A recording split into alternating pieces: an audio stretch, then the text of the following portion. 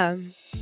Bem-vindos a mais uma exploração profunda aqui no canal da Infância Liberdade. Hoje a gente vai mergulhar juntos numas ideias assim bem provocadoras que vêm da sabedoria tolteca. Vamos investigar trechos do livro Os Quatro Compromissos. A fonte descreve os toltecas de um jeito interessante. Não como um povo, mas como antigos cientistas e artistas lá do México, sabe? Eles eram focados em guardar conhecimentos espirituais ancestrais e a nossa missão é tentar entender como essa filosofia, que ficou escondida por séculos, pode dar pra gente umas chaves para viver com mais clareza, menos sofrimento. Antes de começar, só um lembrete rápido. Se você curte esse tipo de conteúdo, já se inscreve aqui no canal, ativa o sininho, deixa seu like e compartilha com aquele amigo ou amiga que também está nessa busca de olhar para dentro. Ajuda muito a gente a continuar. Bom, eles propõem um caminho para a felicidade e para o amor, né? Mas não como uma religião fechada, e sim como um jeito prático de viver. O ponto de partida já é bem uau! Eles falam que a nossa percepção da realidade é meio distorcida. Forte, que é a do espelho enevoado. A ideia é que a gente não vê o mundo, nem a nós mesmos, como realmente somos. Que na essência, seríamos pura luz, puro amor. Mas a gente vê tudo através de uma névoa mesmo. Um filtro feito de crenças, de interpretações, de acordos que a gente foi fazendo durante a vida. E essa névoa toda, coletiva, eles chamam de sonho dos humanos ou sonho do planeta. Esse conceito de sonho é chave mesmo, né? A ideia de que estamos sonhando o tempo todo, mesmo acordados. Existe o sonho do planeta, que seria então esse sonho coletivo da sociedade, um emaranhado de regras, leis, religiões, culturas, valores, tudo aquilo que ensinam pra gente desde que a gente nasce, basicamente. É quase como entrar num filme que já começou, sabe? Com o roteiro já meio pronto. Pois é, e o processo de absorver esse roteiro, de internalizar, é chamado nos textos de domesticação. É um termo forte, né? Mas a analogia que eles fazem é bem direta. Assim como a gente condiciona um animal, um cachorro, por exemplo, nós somos condicionados a nos comportar de certas formas. E isso acontece através de um sistema de recompensas e punições. Nossos pais, a escola, a religião, a sociedade no geral. Usam nossa capacidade de prestar atenção, a atenção que é descrita como essa habilidade de focar, de selecionar o que a gente percebe, para implantar informações na nossa mente. Muitas vezes pela repetição, né? Faz sentido. A gente aprende a linguagem, que é um código super complexo, baseado em acordos. Aprendemos o que é certo, o que é errado. Bom, mal, bonito, feio. Tudo segundo os padrões do lugar onde a gente cresceu. E o ponto que o material ressalta é que a gente não escolheu nada disso no começo, né? Nem a língua que a gente fala, nem os valores morais que a gente absorveu, nem nosso nome. A gente simplesmente concorda. E essa concordância vira a nossa fé pessoal, sabe? Um sistema de crenças que acaba dirigindo o nosso sonho individual. É meio assustador pensar o quanto disso roda no automático, sem a gente perceber. Totalmente. E essa domesticação ela vai criando estruturas psicológicas internas bem fortes. Os textos falam do livro da lei. Seria tipo o nosso código de conduta pessoal, sabe? O conjunto de todas as regras que a gente acredita que são a verdade absoluta. E dentro da gente também se forma um juiz interno implacável, que usa esse livro da lei para julgar cada pensamento, cada sentimento, cada ação nossa e dos outros também. E aí, claro, como consequência, surge a vítima, aquela parte nossa que se sente culpada, envergonhada, inadequada, que carrega o peso desses julgamentos todos. Esse mecanismo julgar, culpar, punir internamente faz a gente sofrer de novo e de novo e de novo pelo mesmo erro. Às vezes a vida inteira. Nossa, é impactante quando eles falam que talvez 95% dessas crenças que a gente internalizou sejam, na verdade, limitantes ou até falsas. E que elas nos levam direto para o sofrimento. O resultado disso seria um estado mental que os textos descrevem como um inferno, pessoal e coletivo, dominado pelo medo, pela raiva, pelo ciúme, pela vingança. A sociedade humana, olhando por esse ângulo, seria regida pelo medo e não pelo amor. Que coisa, né? Muito sem parar é o que os toltecas chamam de mitote. Imagina aí, 1000 vozes falando ao mesmo tempo na sua cabeça, sem parar. Cada uma dizendo uma coisa, muitas vezes se contradizendo. É aquele diálogo interno caótico que muita gente conhece bem.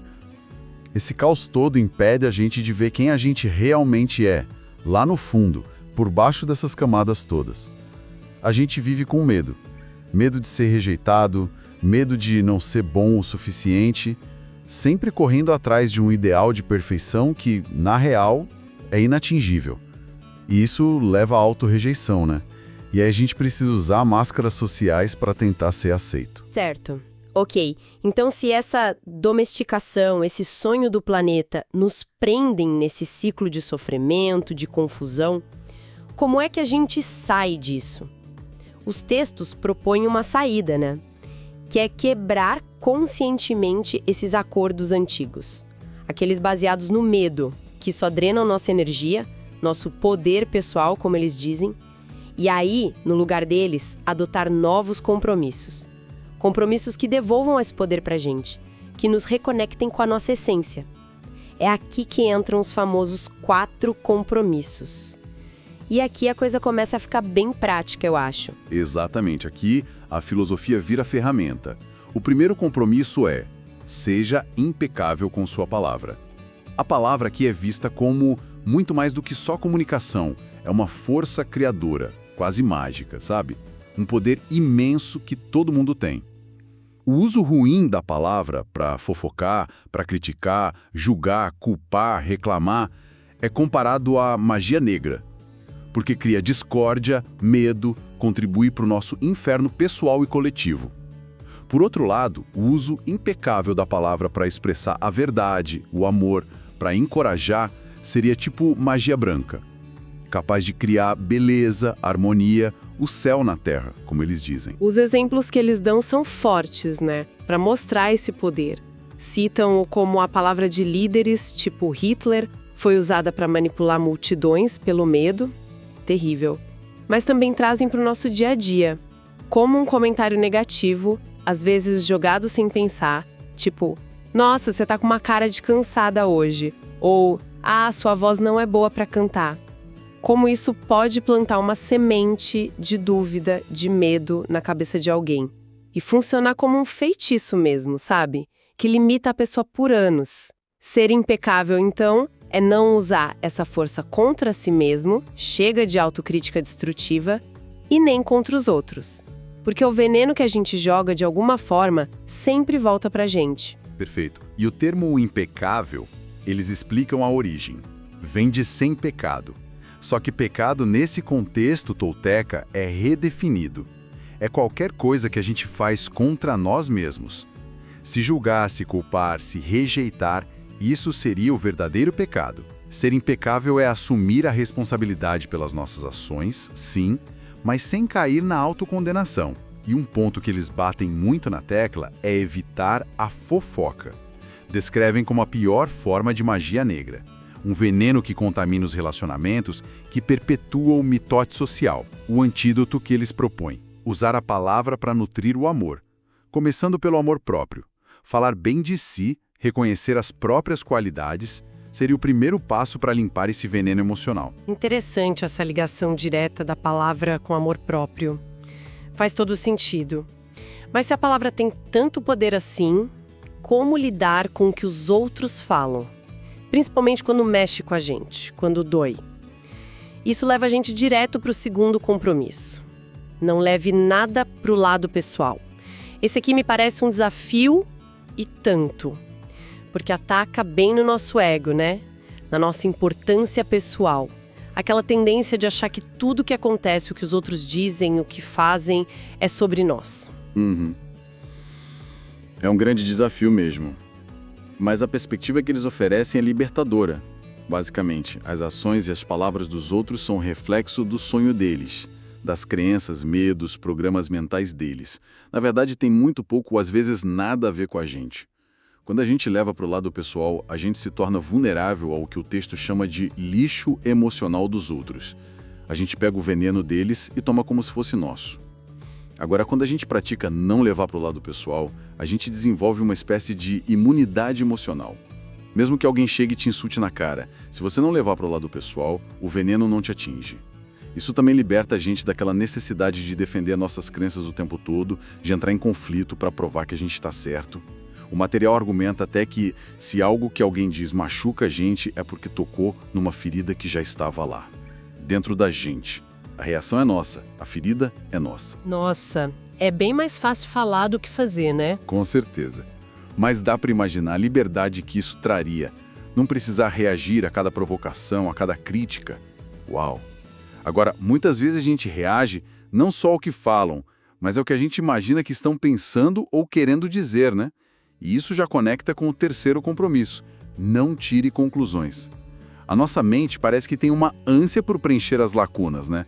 Não consegue lidar com o não saber. É uma tendência humana fortíssima.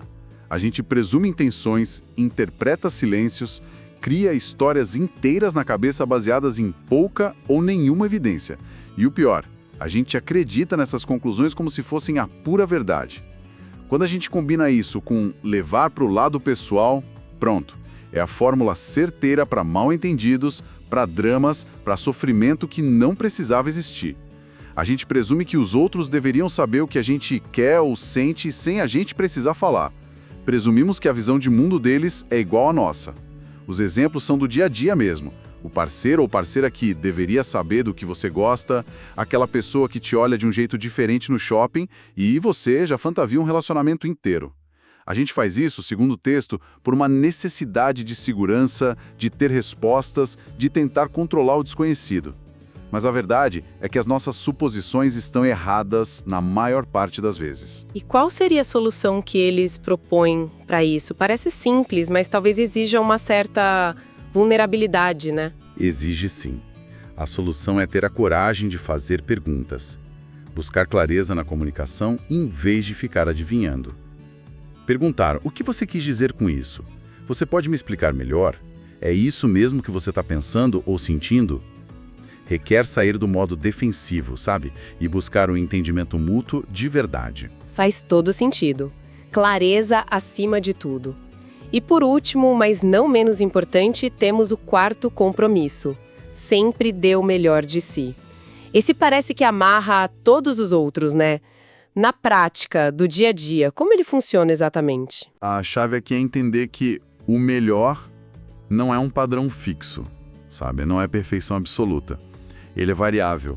O seu melhor muda, de momento a momento, de dia para dia. Seu melhor quando você está descansado, saudável, é diferente do seu melhor quando está cansado, doente ou estressado. Seu melhor num dia bom é diferente do seu melhor num dia difícil. Tentar fazer mais do que o seu melhor possível naquele momento específico, isso leva à exaustão, ao esgotamento. Acaba indo contra você mesmo, né? Violando o primeiro compromisso. E fazer menos do que o seu melhor abre espaço para o arrependimento, para a culpa, para o autojulgamento do juiz interno. Então é encontrar esse ponto de equilíbrio em cada situação, sem se cobrar de mais nem de menos. Exatamente isso. É fazer o que é possível, com os recursos que você tem naquele instante, e ficar em paz com isso. Isso liberta a gente desse ciclo vicioso de autocrítica. Outro ponto importante é a motivação por trás da ação. O quarto compromisso incentiva a gente a agir pelo prazer da ação em si, não só esperando uma recompensa externa. O exemplo do trabalho é ótimo. Quem trabalha só pelo salário, muitas vezes odeia o que faz, sofre. Quem encontra satisfação na própria tarefa, geralmente é mais feliz, mais produtivo e, olha que ironia, acaba até recebendo mais recompensas no final. Eles usam até o personagem Forrest Gump como um exemplo disso. Agir com intensidade, com entrega total no momento presente, dando o melhor de si em cada passo, sem grandes planos mirabolantes ou expectativas. É a prática constante, a repetição de dar o melhor, que leva à transformação e à maestria. Ok, então a gente tem o diagnóstico do problema, essa domesticação, o mitote, o juiz, a vítima. esse parasita interno que se alimenta do nosso medo. E temos as ferramentas para mudança, os 4 compromissos. O material também fala sobre o caminho para consolidar essa liberdade, né? Que não é só estalar os dedos, é uma jornada contínua. Sim, sim. A recuperação da nossa autenticidade, aquela liberdade, aquela alegria natural que a gente vê nas crianças, sabe? Antes da domesticação pegar pesado. Isso é apresentado como uma jornada mesmo. Uma espécie de guerra interna contra esse parasita, contra essa programação baseada no medo. E quem decide embarcar nessa jornada é chamado metaforicamente de guerreiro ou guerreira. Os textos mencionam algumas abordagens, algumas disciplinas para esse caminho. Uma delas é enfrentar os medos, um por um, gradualmente, ir encarando aquilo que nos paralisa. Outra é cortar o alimento do parasita, ou seja, aprender a observar e não se deixar levar, não se deixar dominar pelas emoções negativas que o sustentam. Raiva, inveja, tristeza profunda. Isso exige muita autoconsciência, muita disciplina. Não é fácil. E tem também uma ideia mais profunda chamada iniciação dos mortos, que pode ser entendida como uma morte simbólica do velho eu, daquele ego programado pelo medo. Muitas vezes, isso acontece através de uma aceitação radical da impermanência da vida, de encarar de frente o medo da morte. Uau! Isso soa bem intenso. E como isso se traduz na prática, no dia a dia? Se conecta com o que eles chamam de arte da transformação, que significa usar a atenção de forma deliberada, direcionar o foco da consciência, às vezes chamam de sonho da segunda atenção, para fazer um inventário bem honesto das nossas crenças limitantes, aquelas que não nos servem mais.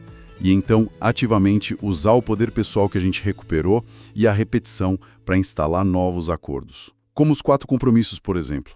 E requer também a disciplina do guerreiro. Não é reprimir as emoções, veja bem, mas desenvolver controle sobre elas, para poder expressá-las de forma adequada, construtiva, no momento certo. Curar as feridas emocionais do passado é parte crucial disso, e o perdão é a chave. Perdoar os outros, claro, mas fundamentalmente perdoar a si mesmo, para dissolver a autorrejeição e cultivar o auto-amor. Entendi. E essa ideia de encarar a morte, como ela ajuda? É sobre abraçar a consciência da impermanência, o anjo da morte, como eles chamam, não como algo mórbido, negativo, mas como um mestre que nos ensina a viver plenamente o agora, o presente. Saber que a vida é finita, que tudo passa, isso nos impulsiona a valorizar cada momento, a amar sem reservas, a não adiar a vida, sabe? Essa consciência ajuda o velho sonho, o parasita, a programação antiga, a morrer. E permite um renascimento, uma ressurreição, como diz o texto. Renascer para a vida, mas agora mais livre, mais autêntico, com mais sabedoria. Nossa, que profundo. Então, tentando sintetizar tudo isso, a mensagem central que parece emergir desses textos é que a gente tem uma capacidade muito maior do que imagina de co-criar a nossa experiência de realidade, o nosso sonho pessoal. O poder de transformar um estado interno de medo, de sofrimento, num estado de paz, de amor, está nas nossas mãos. Ou melhor, nos nossos acordos. E os 4 compromissos são oferecidos como um mapa prático, ferramentas mesmo, para essa transformação. Exatamente isso. A possibilidade de viver nesse estado de bem-estar, de graça, como eles dizem, de perceber o amor como a base de tudo, é apresentada como algo tangível, real, não é uma fantasia distante. Exige, claro, exige estar desperto, consciente das nossas próprias programações, dos nossos parasitas internos. Exige disciplina para mudar hábitos mentais e emocionais que estão aí há muito tempo. E exige coragem. Coragem para confrontar os próprios medos e ousar ser quem a gente realmente é por baixo das máscaras. Nesse sentido, a felicidade, assim como o sofrimento, passa a ser vista como uma escolha ativa que a gente faz a cada instante, com cada palavra, cada pensamento, cada ação. E só para lembrar a todos que nos acompanham, todo esse conteúdo e muito mais reflexões como essa estão disponíveis no nosso canal do YouTube, Da Infância à Liberdade. Se ainda não segue, corre lá e compartilhe com quem você acha que pode se beneficiar dessa conversa. Bom, os textos deixam bem claro que esse parasita interno, né, ele se fortalece com o medo e com as emoções que vêm do medo. Isso me deixa pensando que hábitos sutis do nosso dia a dia, talvez quase inconscientes, podem estar, sem a gente querer, alimentando esse sistema interno que nos limita. Que coisas a gente faz, pensa ou sente que, sem perceber, nos impedem de viver com mais liberdade e mais amor. Fica aí uma reflexão para a gente levar daqui. Muito obrigada por ficar conosco até aqui, nessa exploração das ideias toltecas sobre os 4 compromissos. Esperamos que tenha sido útil e inspirador. Até o próximo episódio, aqui no canal da Infância à Liberdade.